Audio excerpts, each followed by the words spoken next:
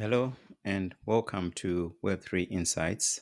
My name is Ray and I've just returned from an incredible trip to Dubai where I attended Sui Basecamp 2025. This is the biggest annual event for the Sui community. And this is why, the channel has been a bit quiet because I haven't been, making any videos because I've been in Dubai. Now, while I was there, I had the privilege of meeting the minds behind Mysten Labs. These are the creators of Sui, and I also connected with Raoul Pal, founder of Real Vision, who now sits on the Sui board, right? On the Sui board, the foundation of Sui, right? So actually, let me take this time to quickly share with you some photos from Sui community. Okay, so these are some of the photos that I took at the base camp. So here in this photo, I'm with Adeni, who is one of the co-founders of Mysten Labs. And in this photo, the next one, this is another photo with Raoul Pal, who's from Real Vision, but now sits on the Sui board foundation. And next one is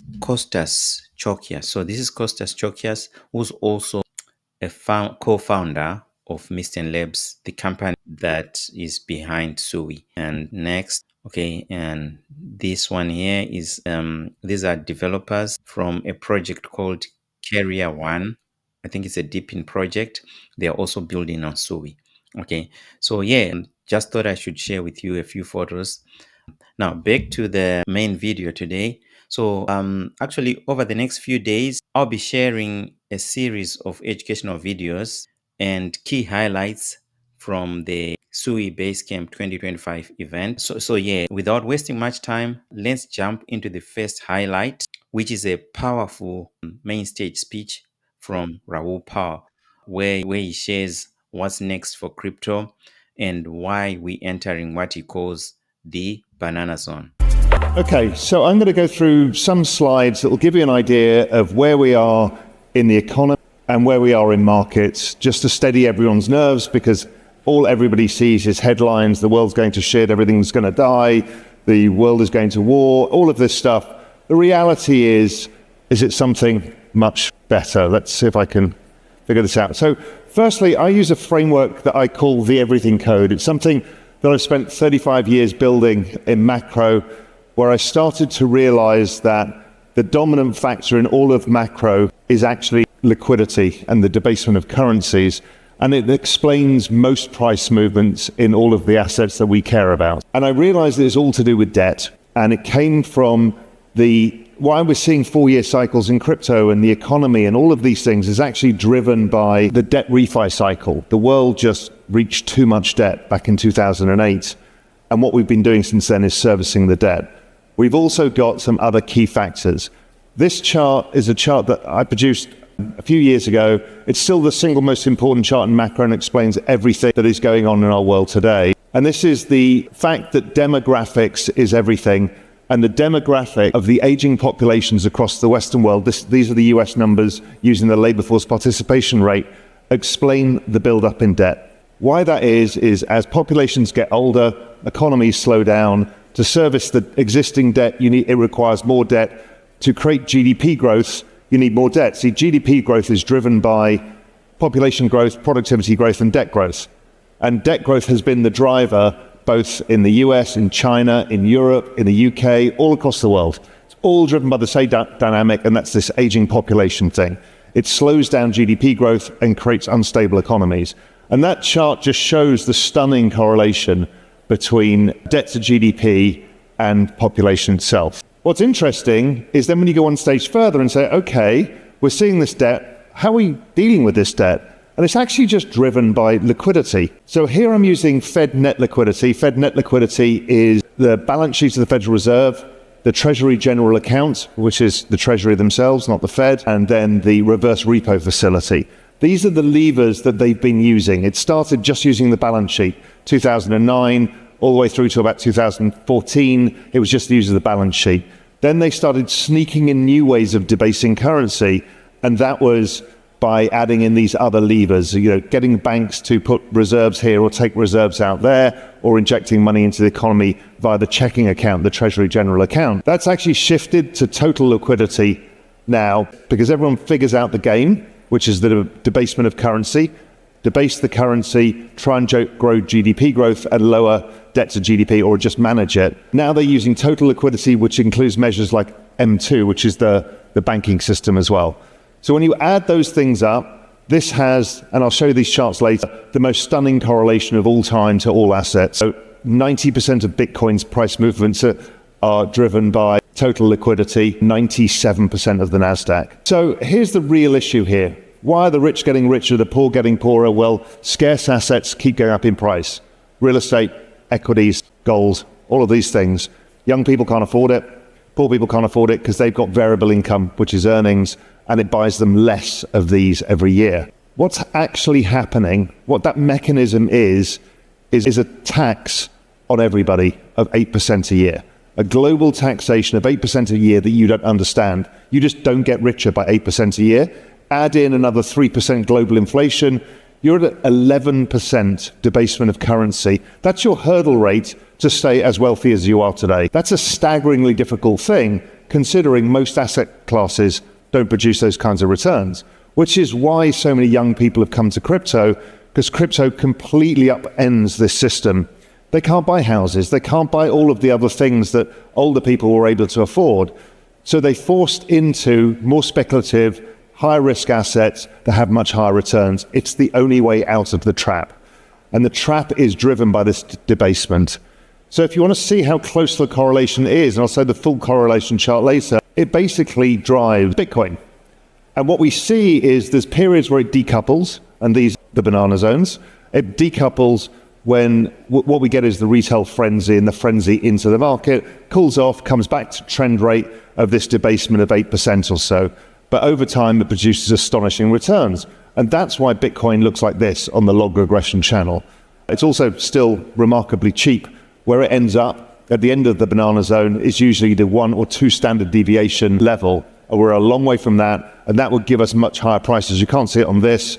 But if it were to get to 2 standard deviations, that would put Bitcoin at $850,000. I don't think it's going to go there. But what we're saying is there's plenty of upside to come. I know people get frustrated in sideways markets. It's just the nature of the beast. It does nothing, corrects for a while, and then explodes out of the traps. And we're kind of in that phase now that I'll talk to you about. When we talk about debasement of currency, you can't see this very easily. But at the top here is, well, these are all of the asset classes that we monitor at Xpan, my asset management firm. And you can see that most of the returns of US small caps, REITs, treasuries, preferred stocks, high yield bonds, they're all annualizing at less than 10% a year returns. So owning those assets makes you actually poorer because of the debasement. Once you get to the S&P 500, you're at 12%. Basically, you break even. Divide the S&P 500 by global total liquidity, it's basically a flat line. So owning US equities in the broadest sense makes you no money either. So all of the millennials have been piling money into 401ks and not getting richer.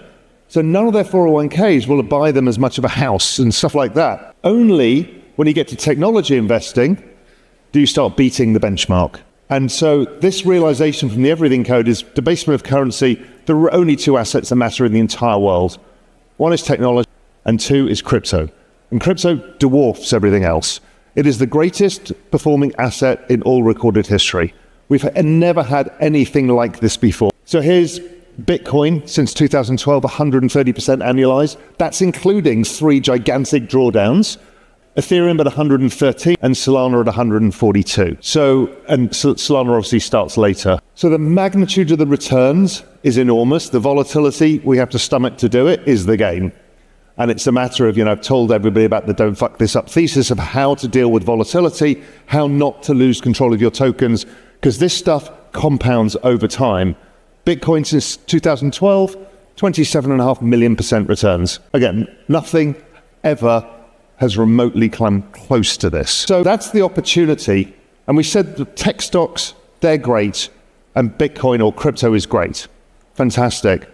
Then you look at the NASDAQ versus Bitcoin.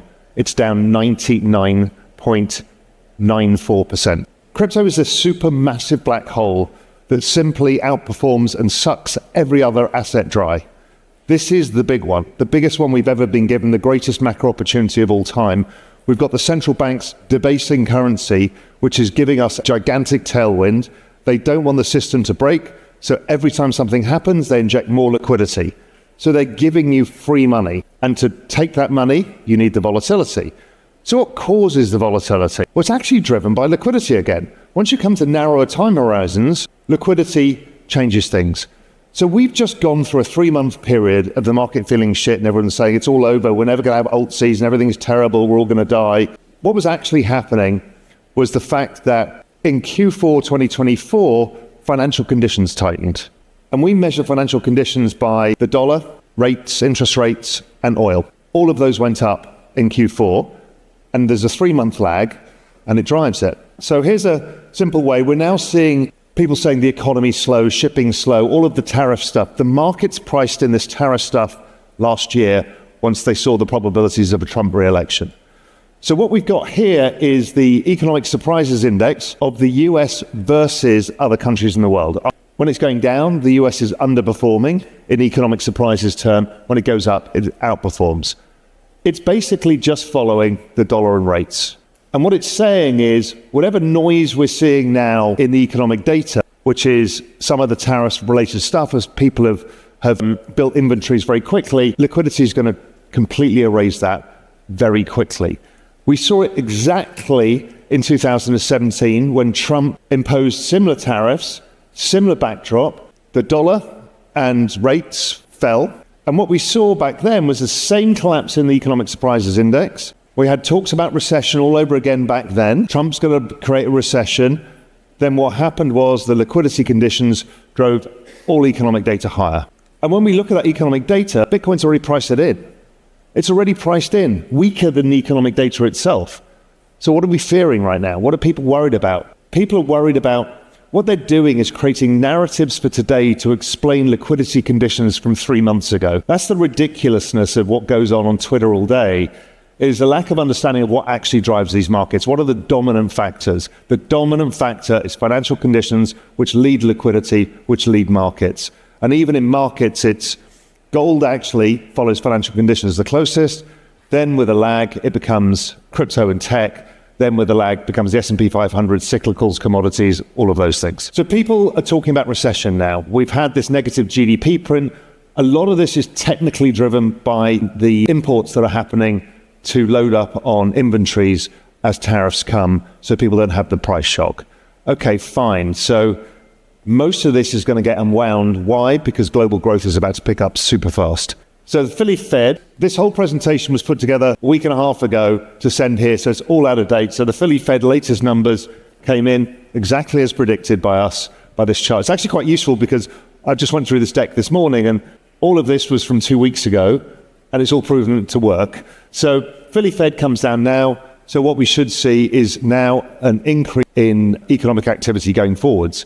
So i.e. the back end of the year is going to look very different than the first quarter did. I use a lot of technical analysis. I even do economic data, which is abhorrent to most people, but it's worked for me for 35 years. This is a system called DMARC indicators. And basically it's telling you that we should see the economic surprises starting to rise. Bitcoin is led by financial conditions here by 3 months. The year-on-year rate of change of Bitcoin, we should start to see very dramatic movements in the price of Bitcoin going forwards. And I'll show you a bit more about this in a sec. And to go back to that idea that the Trump cycle is repeating, I mean, it's an incredible repeat, but more powerful even than 2017. Those of us who were in crypto in 2017, that's when I made the mistake around this time of year, thinking, you know what, I'm going to sell my Bitcoin at 2,000. I bought it at 200 in 2013. It went to 20,000 at the end of the year, and I felt like a complete moron. And I managed to buy it back in the sell-off in COVID, and I bought it back at 6,500. So I sold it at 2,000 and bought it back at 6,500. That's how not to do things. That's called fucking it up. And so I'm trying to teach you how not to do that. So the dollar, Trump last time around, same thing. The market's priced in tariffs. The dollar screamed higher. It created this weak patch of growth. Trump came out and said the dollar's too high. Guess what? Scott Bessent, who's a macro hedge fund manager, I've known him for 20 years, 25 years, He understands the game. Trump said the same thing. Everyone said the same thing. The dollar's too strong. And hey presto, the dollar has utterly collapsed. And we haven't started yet. And it's a cyclical thing. It's not the end of the dollar. That's another narrative you read. There can't be the end of the dollar right now because 87% of world trade is in dollars and 50% of the entire world's debt are in dollars. So that's 200% of global GDP is actually in dollars. So there's a shortage of dollars globally, and that won't go away for a long time. So the dollar's collapsing. This kind of thing is a massive tailwind. As the dollar weakens, it means that the more global exports pick up. Everybody who's a foreigner who services US government debt, it's cheaper to service the debt, costs them less of their domestic currency cash flows. So it's a very powerful setup. A weak dollar is incredibly good for world growth. It allows China, everybody else to start exporting. The whole world economy starts picking up. The last time this happened, the Trump cycle, well, that was the initial correction that we got. We had this whole period of correction, much like we've had now. It stopped in about March. Well, we got to about April, and then we did this. And from that correction low, it did 23x. Now, I don't expect Bitcoin to do a 23x because this was much earlier in its adoption curve, but some of the others will, something close to it.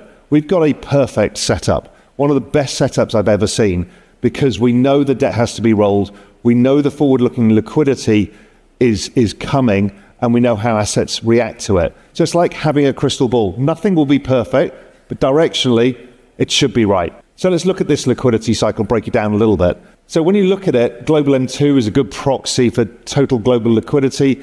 Why I use this on these charts is it's more real time. Total global liquidity takes a longer to calculate for the various data inputs. But global M2 does a very good job. Again, like the dollar version, this is wildly outperforming what happened at the Trump previous cycle. So we've got plenty of dollar liquidity. Global M2 is driven by two things, the dollar itself, which is why it's accelerating so much, and then the global financial system, that's the banks. And what they're doing now, all of the governments around the world and the central banks are forcing the banks to buy debts. Basel IV is the reason behind that. The new changes to the SLR in the US. All of this is a way of forcing bonds and debt into the banking system and then forcing the banks to create more money using them as reserves. It's just another way of debasing the currency. So global M2, when we look at it outright, it does the same pattern every time. These patterns repeat not out of voodoo, it's because it's driven by the debt refi cycle. The average maturity of global debt is 4 years. They're all between the 3 and 5 year sector. There's some long-term debt. Nobody can issue long-term debt because the market won't absorb it. So what we find is we're shorter term. Every time we do this, we have a breakout, a retest. So this was the 16-17 cycle. This is the equivalent one, I think, now. Breakout, retest, explodes higher, does this whole liquidity tightening. That's the bear market. That's when the economy slows down. That's when rates go up. Does the same thing. COVID gave it a false, a double shot. It did it again. We're doing exactly the same thing. It's almost a complete repeat of the 2017. So what we're seeing is global M2 at all-time highs. That should mean all-time highs for asset prices. That's how the world works. What we've also got here is global M2 against Bitcoin. So it's the same chart, but now we can see what happens to Bitcoin every time this happens. It breaks out, retest, and then Bitcoin starts hitting the next leg of the banana. Usually you start the banana zone a bit earlier with the breakout, you have the correction, and then it goes. And I've talked about this. There's 3 phases of the banana zone. Phase 1 was Q1 last year, as we started to break out in all these measures, new all-time highs in liquidity. Bitcoin goes to all-time highs. We have the corrective period, which is the correction zone, and then we get the banana zone part 2, which is usually alt season. This is the fabled chart that everybody in the world has copied from me, but this is the global M2 chart versus Bitcoin with a 12-week lead. It's been like voodoo. It is the most voodoo-like chart I've ever come across, and it works. Will it work entirely? Often what you find is later on, Bitcoin outperforms global M2 because of the speculative mania that builds over time as people realize what's going on. What it tells us is the back end of this year is basically a one-way street with a few corrections. The corrections will be normal. You will be questioning me saying, is it all finished? Is the banana zone finished? Is it all over? Do I need to get out now? And generally speaking, just follow the money. It really is that simple. The other thing is, okay, well, with the dollar and the banking systems doing this, well, the other thing that's doing it is the central banks. China is starting to print money. China has, I think, by my measure, 3 to 4 trillion to print, but they need the weaker dollar. They need to agree the tariffs with the US. In exchange, the US will continue to weaken the dollar. They will allow the dollars into the Chinese system so they can refi all of the dollar debts. And a lot of China debts, all of the corporate debts are in dollars. So what happens is we're starting to break out, and that adds to this push of liquidity. So it's not just the weaker dollar itself, it's not just the banking system, but it's the central banks starting to pump liquidity into the system as well, because they've all got to roll the debt. And that's why it is so cyclical. Every time the total global liquidity index breaks out, again, the same thing with M2, the market goes higher. And the reason being is I talked about the correlation. Well, here's the chart.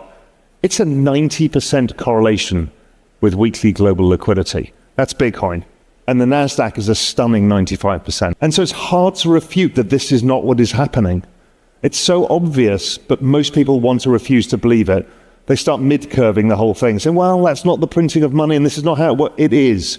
It's so clear in the data. It's so obvious that this has been going on. Even when you listen to Scott Bessent speak or Janet Yellen speak, they all talk about this. They talk it about in the terms of basically the everything code framework. Business cycle. Business cycle is currently weak.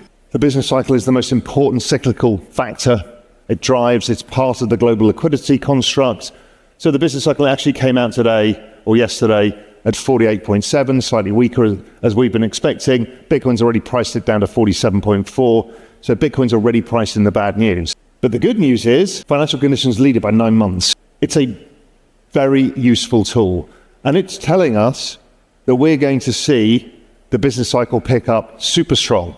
And this will keep going. I think we'll end up in the 60s. It also prices Bitcoin by doing this. And so when you look at Bitcoin itself, the moment the ISM, we've had this very low period of ISM, and that was driven by this very flat dollar, and also by rates staying higher than normal. But as the ISM starts crossing 50, economic growth comes back, earnings come back, household earnings come back, stuff gets reinvested in markets.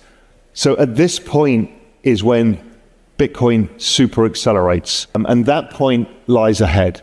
We're about to see that point now. Now, I haven't shown it on this presentation, but we've also imputed how it reacts to ISM. And if we get to that 57 ISM, that puts Bitcoin at 450,000. Is it exact? Will it be exactly that? No. But all of the people are saying it's going to 150, 250, probably scarred from last cycle without looking at the forward-looking data. So it's incredibly positive for me. It also is what drives altcoin season. So the fabled altcoin season, everyone's like, it's never going to happen again. It's just a function of the business cycle.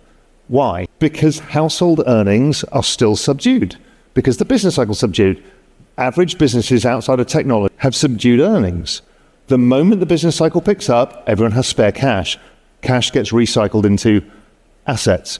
People move further out the risk curve. So altcoins are exactly the same as credit spreads, small caps, emerging markets, junk bonds, all of this, they're all exactly the same thing. The further out the risk curve, the business cycle actually drives all of it. It's also the same with fine wines. It's also the same with Rolex watches, all driven by the same thing. So we all want to see the ISM above 50. We've got the forward-looking data to say it's going to happen pretty soon, and that's going to be a very big signal to us. Usually that will happen as Bitcoin starts breaking all-time highs, which we imagine should happen pretty quickly, because that's every time that happens when we start to see these liquidity conditions. But the problem is nobody believes me. Everyone's like, no, but the markets and Trump and tariffs and geopolitics and China and then Russia and what you've all done is price in maximum fucking fear. At every point, you've got, this is number of stocks with a 40 days RSI below 30. This was before the rally really started. One of the few ever, this is the same as we had at COVID when the world shut down. It's the same as the Russian default and the Asian crisis. People are crazy with fear. Investor intelligence survey, percentage bullish, all-time record lows. The least bullish people have ever been in history. And the forward-looking indicators tell you the economy is about to explode higher, and people are massive bearish. What was interesting is we just saw the charts coming out today was that retail investors had been buying the dip. Institutions still haven't. They're all massively underweight. There's another chart, sentiment Bulls versus bears, bearishness, again, all-time record highs, only ever been exceeded a couple of times in history. Consumer expectations for declines in stocks near all-time record highs. The VIX index, the measure of fear or volatility in the index, in the top 3 spikes of all time. And again, using my DMARC indicators, it's generally a reversal pattern. So quickly, to go through the charts, this is the most important chart for you to understand, is that corrections are normal. You've just gone through a normal correction and you've managed to lose your minds, which is hilarious because we've had 7 of these. And last time around, they were bigger. Back in 2017, 28%, 39%, 38%, 27%. Nobody remembers any of those. In fact, none of you remember any of these. Some of you remember this summer because it was pretty miserable. But that one, do you remember that? Or that one? No. But each time you convince yourself it's never going to happen, it's all over, we're never going to make money. And in 2017, you did the same. And it just kept going up. Remember, 23x in that whole moment of you going, oh, it's all over, we're never going to make money. And me selling out somewhere here, thinking, yeah, I'm really smart. No, I was a moron. So again, using DMARC indicators, these have worked stunningly well because Bitcoin's now up here. These 13s, cluster 13s, lows. We had them in Solana as well. This chart is hilariously out of date. This was the hourly chart of Sui. When I said, listen, if it breaks this inverse head and shoulders and the hourly should be up, well, now it's up somewhere above the top of this chart already. When I look at the chart pattern of Sui, it is wedge pattern. Again, we're way up here. We're just short-term consolidating now. My guess goes to all-time highs pretty soon. It's a very bullish backdrop. Again, another hilariously out-of-date chart. I've been using the Sui versus Solana chart as my kind of compass of, what's the strongest performing horse in the race. And this is what made me allocate all of my money essentially to Sui, and it's now up here. So that's how fast things move. The weekly chart, you can see it was this breakout here that allowed me to think, okay, this is going to be a game for Sui to play that should outperform Solana, which is an amazing project with a fantastic community, great technology. This is the faster horse. So that's how I look at things. The other one was interesting. Again, another hilariously out-of-date chart is Deep. Deep exploded out of this. Deep is, if people don't realize, I just got it from the asset management firm that I run. Deep was the best performing crypto asset of the top 300 in the last month. And it's outperforming Sui too. I mean, this is amazing. Well, it makes sense, right? This is the liquidity layer. Of course it will. And it's earlier stage, and it's so highly correlated. So, the whole ecosystem is looking amazing. You've seen here, you've been here, you've seen everybody talk. You've heard from all the builders, you've heard from all of the co-founders, you've heard from everybody why people care about this. It's not about the charts. The charts just reflect everything that you guys are all doing here, and it's an incredible job. The excitement of what's happening here today and over the last few days, everybody should be proud of. Everybody should be proud of what's been built, and the vision that these guys are executing on is simply stunning, and the market is paying attention. Well, Russ, this is hilariously out of date because it's up here now.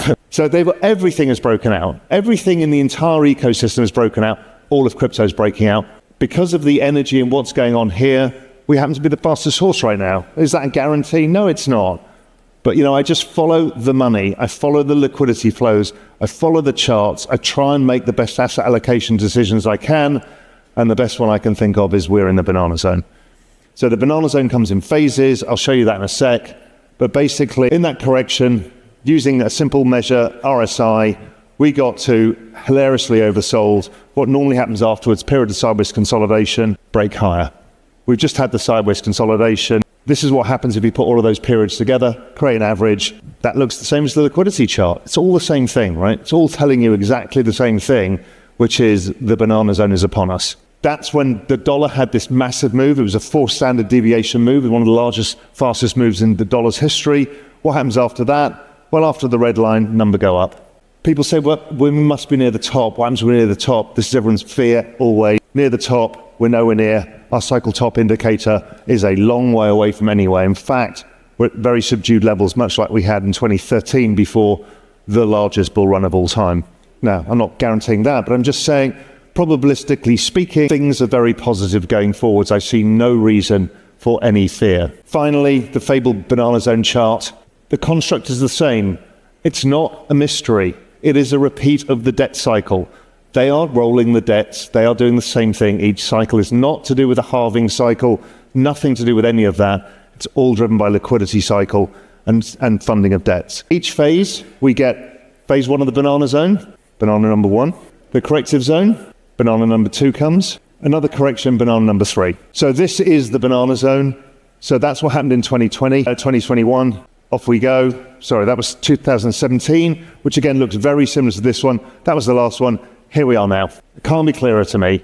I've shown you the macro evidence, the technical evidence, the sentiment evidence. Everything here suggests to me that hold on to your hats, don't fuck this up, don't lose control of your tokens, don't use leverage, don't get your wallet hacked, just sit with it, be careful, don't get FOMO, do all of the right things, and we'll go up to the next phase of correction. That's going to be harder because the next one that happens, we'll have a 35% drop and you'll all say, is it over?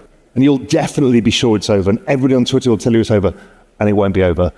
By our work, we suggest that because of the elongation of the business cycle, because rates were higher for longer, the forward-looking liquidity suggests that, again, probabilistically speaking, without any guarantees, this whole thing goes into Q1, maybe Q2 of 2026, which would align with Trump's trying to win the midterms as well. So everything's lined up for us.